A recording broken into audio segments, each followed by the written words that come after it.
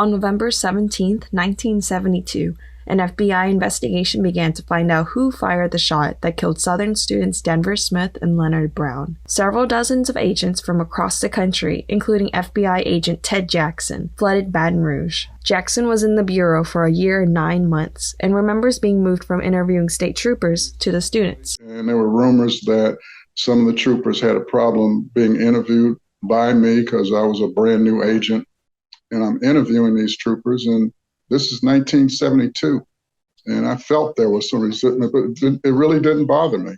I was with the FBI, I was there to do a job, and whether you liked it or not, I didn't care.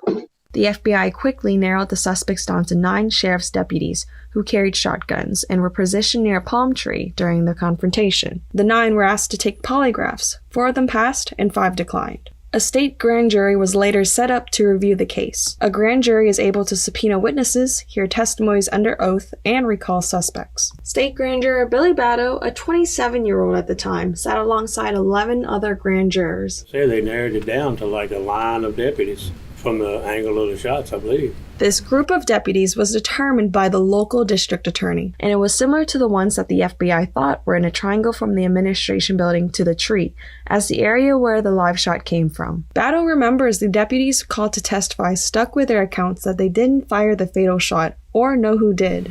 I think they were trying to cover up for themselves, each one of them. And they weren't budging. Yeah, they kind of like was together. In other words, one of them knew what the other one was going to say, and they all said the same thing. Ultimately, the prosecutors did not come up with any new information in the grand jury that gave clear direction to the shooter's identity. After thinking about it, I think they just went through the motions. But at the same time, they couldn't indict any one person because they didn't have enough evidence.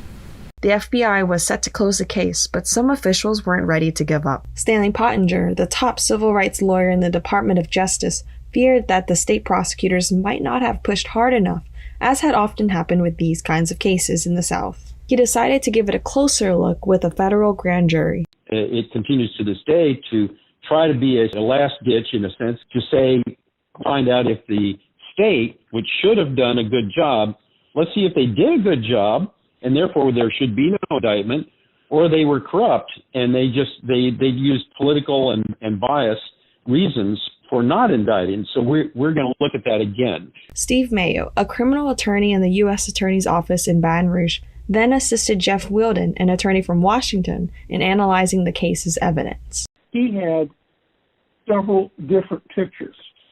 And what he wanted me to do with him was we were going to lay those pictures out on these long library tables, which we did. He had blow-ups.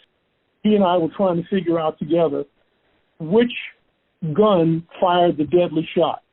After those efforts, one more deputy agreed to take a polygraph and passed. He said he saw a deputy close to him fire his shotgun, but thought he was just shooting tear gas. In the end, there was no witness who could clearly identify the shooter or say whether the shot was intentional or not. In the next story, the LSU Cold Case Project investigates how this tragedy continues to impact the Black community 50 years later. Maria Pham, LSU Manship School News Service.